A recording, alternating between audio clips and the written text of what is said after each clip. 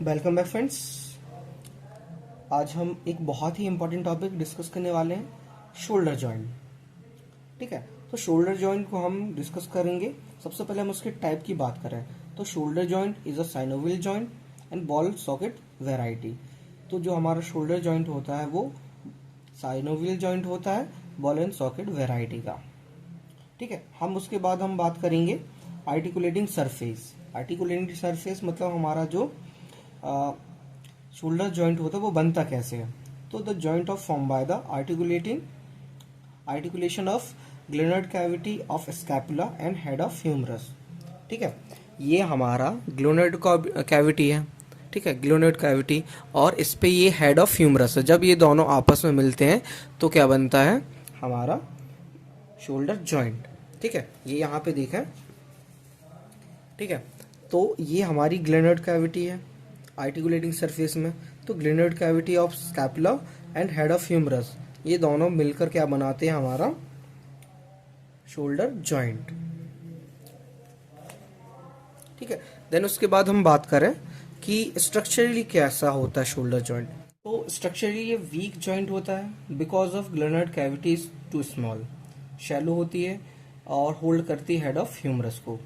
ठीक है, how ever the arrangement, अब चाहे जो भी जैसा भी अरेंजमेंट हो, पर परमिट करता है great mobility stability of the joint maintain by the following thing. अब स्टेबिलिटी और इसकी जो मोबिलिटी वो स्टेबिलिटी को कौन मेंटेन करता है। सबसे पहला coracoacromial arch and socket for head of humerus, ये इसको स्टेबिलिटी प्रोवाइड करता है।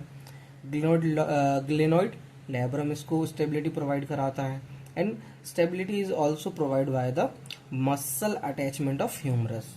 ठीक है, ये सारी चीजें क्या करती है हमारे शोल्डर जॉइंट को स्टेबिलिटी प्रोवाइड कराती हैं। ठीक है, अब हम देखेंगे लिगामेंट। लिगामेंट्स में हम सबसे पहले बात करें कैप्सुलर लिगामेंट होता है। Capsular ligament it is very loose and permit free movement. ठीक है, और it is least support inferiorly. अब जो हमारा कैप्सुलर लिगामेंट होता है वो क्या होता है, इसको बहुत ही लूज परमिट फ्री मूवमेंट कराता है, लेकिन क्या होता है जो इंफीरियरली होता है ये बहुत ही वीक होता है। दैट्स रीजन कि जो हमारा शोल्डर जॉइंट का डिसलोकेशन होता है वो इंफीरियरली ज्यादा होता है। ठीक है, हमने बात कर ली कैप्सुलर लिगामेंट की। देन उसके बाद हम बात करें दूसरे लिगामेंट की। तो दूसरा लिगामेंट होता है हमारा कोरेको ह्यूमरल लिगामेंट। ये एक्सटेंड कहाँ से करता है, it extend from the root of coracoid process to neck of humerus.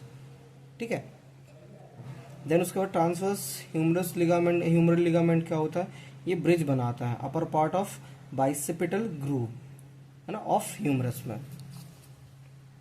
Then उसके बाद ग्लेनोइड लैब्रम, ये जो एक फाइब्रस कार्टिलेजिनस रिम होती है जो कि कवर करती है margin of the glenoid cavity को, जो कि थर्स इंक्रीज करता है डेप्थ ऑफ कैविटी। ठीक है, ये होता है हमारा ग्लेनोइड लैब्रम। अब ग्लेनोइड लैब्रम क्या करता है, जो हमारा कैविटी है ग्लेनोइड कैविटी, इसकी डेप्थ को बढ़ाता है। ठीक है, ठीक है, उसके बाद हम बात करें फ्रेंड्स बर्सा की। तो इस पे 3 बर्सा होते हैं, सब एक्रोमियल बर्सा, सब स्कैपुलरिस बर्सा और इंफ्रास्पाइनेटस बर्सा। ये 3 बर्सा जो होते हैं हमारे शोल्डर जॉइंट में प्रेजेंट होते हैं। देन उसके बाद हम बात करेंगे इसके रिलेशंस की। ठीक है, तो फ्रेंड्स हम बात करें रिलेशंस की। तो रिलेशंस में कुछ नहीं करना, हमें इस डायग्राम को याद कर लेना है। इस डायग्राम को बनाना, उसको हम 4 पार्ट में डिवाइड कर देंगे। सुपीरियर हो गया, इन्फीरियर हो गया, या एंटीरियर हो गया, पोस्टीरियर हो गया। तो हमें क्या करना है, यहाँ पे देखो ये सुपीरियर में हमें जो स्ट्रक्चर दिख रहे हैं उनके नाम सुपीरियर में लिख दो, जो इन्फीरियर में दिख रहे हैं उनको इन्फीरियर में लिखना है। जैसे सुपीरियर में हमें ये हमारा कोरेको एक्रोमियल लिगामेंट हो गया, सुप्रास्पाइनेटस हो गया, और ये हो गया हमारा सब एक्रोमियल बर्सा। ठीक है, तो यहाँ पे क्या है, एक्रोमियल आर्च है, सब एक्रोमियल बर्सा है, सुप्रास्पाइनेटस और डेल्टॉइड है। इन्फीरियर में हमें देखें तो long head of tricep brachii, axillary nerve और पोस्टीरियर सर्कमफ्लेक्स ह्यूमरल आर्टरी, ये हमारी इन्फीरियर में आ गई। अब एंटीरियर की बात करें तो एंटीरियर हेड ऑफ डेल्टॉइड आ जाएगा। देन उसके बाद हमारा ये बाइसेप्स एंड कोरेको ब्रेकियलिस, ये हमारा आ जाएगा एंड जो थर्ड होगा वो हमारा सब स्कैपुलरिस हो जाएगा। तो एंटीरियर में हमारा सब स्कैपुलरिस कोरेको ब्रेकियली शॉर्ट है वो head of bicep brachii and deltoid. And the posterior की हम बात करें तो पोस्टीरियर में हमारा पोस्टीरियर फाइबर ऑफ डेल्टॉइड आ जाएगा, यहाँ पे टीरियस माइनर आ जाएगा, ठीक है। देन उसके बाद इंफ्रास्पाइनेटस आ जाएगा। ये सब हमारे किस पे आ जाएंगे, पोस्टीरियर में, इंफ्रास्पाइनेटर, टीरियस माइनर और deltoid. And with in the joints की हम बात करें तो tendon of the long head of bicep brachia, ये विद इन द जॉइंट्स में आता है, ठीक है फ्रेंड्स। तो ये हमने देख लिया शोल्डर जॉइंट के रिलेशंस। देन उसके बाद हम बात करें कि शोल्डर जॉइंट में कौन कौन सी ब्लड सप्लाई होती है और नर्व सप्लाई होती है।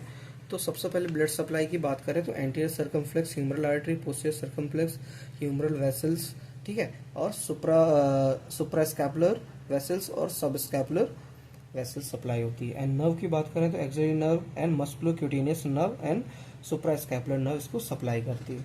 एंड मूवमेंट की हम बात करें, ठीक है, तो कौन कौन से मूवमेंट कराता है shoulder, flexion, extension, abduction, adduction, medial lateral rotation and circumduction, मतलब ऑल 7 मूवमेंट्स है ना जो होते हैं हमारे शोल्डर जॉइंट में होते हैं। और एक लौता जॉइंट है जिसमें सारे 7 मूवमेंट होते हैं, ठीक है। तो ये हो गया हमारा शोल्डर जॉइंट। और हम यदि इसके क्लिनिकल एनाटॉमी की बात करें तो सबसे ज़्यादा मोस्ट कॉमन होता है डिसलोकेशन। तो डिसलोकेशन कहाँ पे होता है, ये हमारी शोल्डर जॉइंट में होता है इन्फीरियरली। देन उसके बाद हम नेक्स्ट की बात करें तो यहाँ पे हो जाता है शोल्डर टिप पेन, ठीक है। और जो थर्ड होता है वो होता है हमारा फ्रोजन शोल्डर। इस पे हमारा जो शोल्डर का मूवमेंट होता है वो रिस्ट्रिक्टेड हो जाता है। ये आता है हमारी क्लिनिकल एनाटॉमी में। तो this is all about shoulder joint. और अब हम बात करें कि इसको यूनिवर्सिटी एग्जाम में कैसे लिखना है, तो हमें शोल्डर जॉइंट, उसका टाइप लिखना, आर्टिकुलेटिंग सरफेस लिखनी है, देन उसके बाद उसके हमें लिगामेंट लिखने हैं, फिर उसके बर्सा लिखने हैं, रिलेशंस लिखने हैं, और फिर उसका blood supply, nerve supply, nerve supply and movements लिखने हैं, और लास्ट में इसका क्लिनिकल्स। तो इतना हमें यूनिवर्सिटी एग्जाम में यदि शोल्डर जॉइंट आता है तो ये लिख के आना है। और इसके लिए रिलेशंस के लिए इस डायग्राम को आप याद कर लीजिए, इसकी प्रैक्टिस कर लीजिए, ठीक है। तो this is all about joint. Hope ये वीडियो आपको इन्फॉर्मेटिव लगी हो। इस वीडियो को ज़्यादा लाइक, कमेंट, चैनल को सब्सक्राइब ज़रूर करें। Thank you.